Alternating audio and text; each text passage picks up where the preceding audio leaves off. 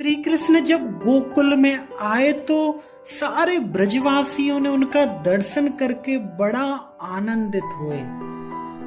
देवता लोग भी भगवान के दर्शनों के लिए बंधुओं लालायित रहते हैं। शिवजी महाराज जो कैलाश में रहने वाले शिवजी, उनको भी श्री कृष्ण के दर्शन की बड़ी लालसा उठी कि मुझे मेरे स्वामी के दर्शन करने चाहिए।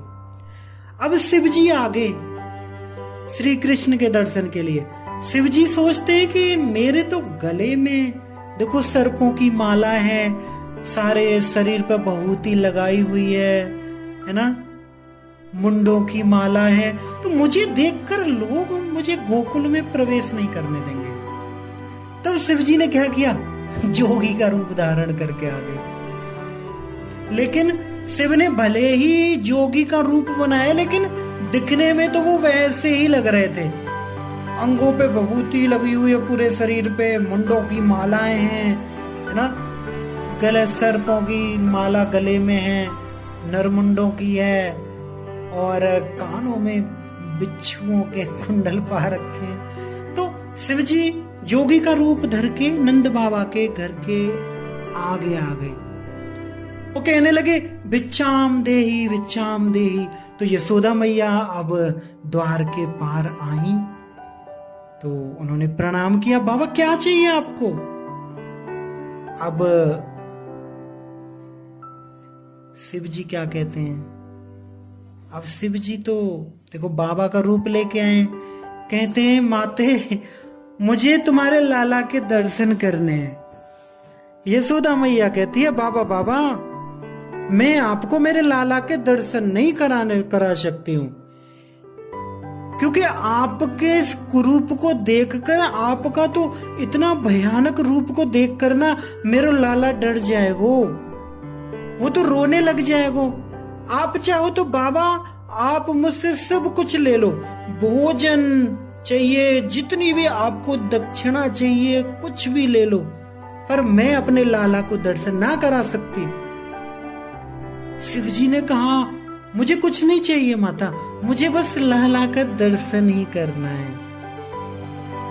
तो यशोदा मैया कहती हैं इस जीवन में तो बाबा मैं बिल्कुल भी ना करा पाऊंगी, क्योंकि मैंने इतनी मिन्नतों के बाद मुझे बुढ़ापे में मुझे मेरा पुत्र प्राप्त हुआ है। तो बार बार शिवजी कहते हैं कि दर्शन करा दो, यशोदा मैया ने मना कर दिया। शिवजी बड़े निराश हो गए, बोले प्रभु का दर्शन करने आया और यशोदा ने दर्शन नहीं करने दिया। बंधुओं भक्त जो है हमेशा भगवान के दर्शनों के लिए बड़े आतुर रहते हैं, उनके हृदय में बड़ी तीव्र चाह होती है भगवान को दर्शन करने की। वे हमेशा राह देखते हैं कि कब भगवान मुझे दर्शन देंगे, कब दर्शन देंगे। तो जैसे शिवजी तो चले गए, वहां क्या हुआ, तुरंत कन्हैया जो है वो श्री कृष्ण रोने लगे। वो रो रहे मेरा भक्त मुझे दर्शन दिए बिना चला गया। कृष्ण जोर जोर से रोने लगे। अब तो यशोदा मैया डर गई, उन्होंने कन्हैया को भोजन भी दिया, खिलौने भी दिए, दूध भी पिलाया, फिर भी श्री कृष्ण शांत नहीं हुए, रो रहे। अब कोई गोपी कहती है मैया मैया आपके लाला को ना लगता है कोई ग्रह लग गई है, इसलिए बेचारा रो रहे हैं ये। तो यशोदा मैया कहती है कि अच्छा अगर ऐसी बात है तो जाओ आप किसी ग्रह उतारने वाले को लेके आओ। तो वहां से 2-3 गोपियां जाती हैं और ढूंढती हैं किसी को कि कोई ग्रह उतारने वाला कोई बाबा है क्या, इधर उधर ढूंढ रही हैं। तो उसी समय वहां पे शिवजी बाबा का रूप धारण करके बैठे थे और गोपियां शिवजी के पास गई और बाबा बाबा आप ग्रह उतारना जानते हैं।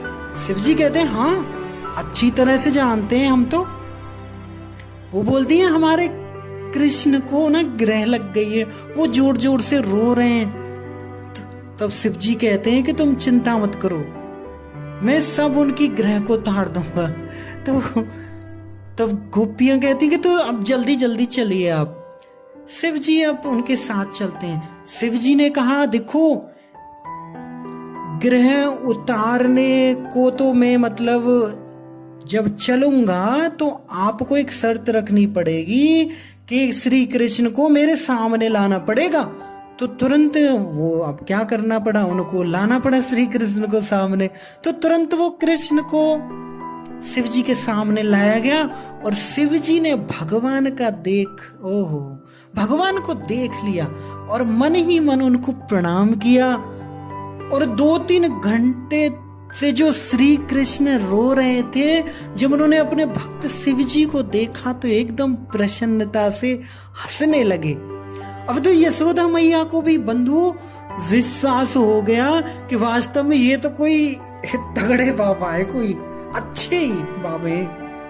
तब शिव जी कहते हैं कि मैया, क्या तुम चाहती हो कि तुम्हारा बच्चा जीवन भर ऐसे ही हंसता रहे?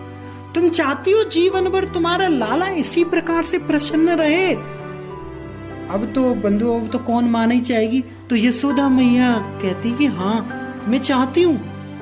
तो शिव जी कहते कि मैया देखो, मेरी जटा में ना एक जड़ी बूटी है, एक जादू है। यदि आपके लाला का चरण मेरी जटा को स्पर्श करा दोगे तो जीवन भर कभी भी आपका ये पुत्र रोएगा नहीं, इसी प्रकार हंसता रहेगा। अब तो तुरंत यशोदा मैया ने श्री कृष्ण को उठाया और तुरंत श्री कृष्ण के चरण शिव जी के मस्तक पर रख दिए। और जैसे ही श्री कृष्ण के चरण शिव जी के मस्तक पर आए, शिव जी तो खुशी के मारे पागल हो गए और नाचने लगे। और हरे कृष्ण कृष्ण कृष्ण हरे हरे, हरे राम राम राम हरे हरे जपने लगे नाचते नाचते। तो शिव जी तो खुशी के मारे पागल हो गए। शिव जी ने सोचा कि जिस भगवान के चरणों से निकली हुई गंगा को मैंने मस्तक पर धारण किया, भगवान के चरणों को नहीं, जिनके चरणों से निकले हुए जल को यानी कि गंगा को मैंने मेरे मस्तक पर धारण किया तो मैं गंगाधर बन गया, तीनों लोकों में मेरा नाम हो गया, मैं अमर हो गया। अब जिनके चरणों से निकले हुए जल को धारण कर मैं इतना प्रसिद्ध हो गया और मेरा इतना नाम बढ़ गया, वही साक्षात श्री कृष्ण के चरण आज मेरे मस्तक पर आए। आज तो मैं धन्याति धन्य बन गया।